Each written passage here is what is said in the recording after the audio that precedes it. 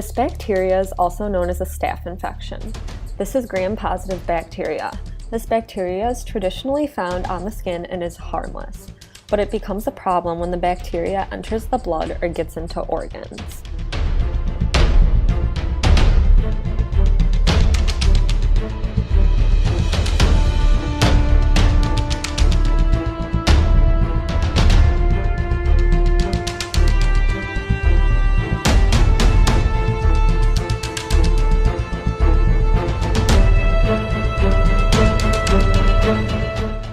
Symptoms include confusion, diarrhea, headaches, a high fever, low blood pressure, aches, nausea, vomiting, organ failure, especially of the kidneys and liver, redness of the eyes, mouth, or throat, seizures, a rash that peels after about 1 to 2 weeks, and this is especially on the palms of the hands and the bottom of the feet.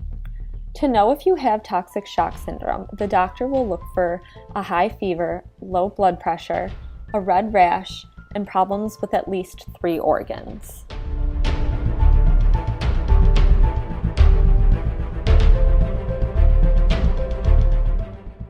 Some treatment for symptoms include antibiotics, dialysis if there are kidney problems, fluids, controlling the blood pressure, and being admitted to an intensive care unit.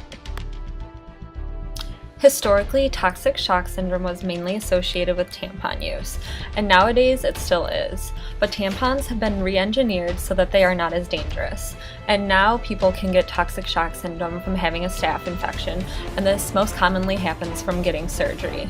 Overall, this disease is 50% fatal, and if someone survives, it is likely for the disease to return.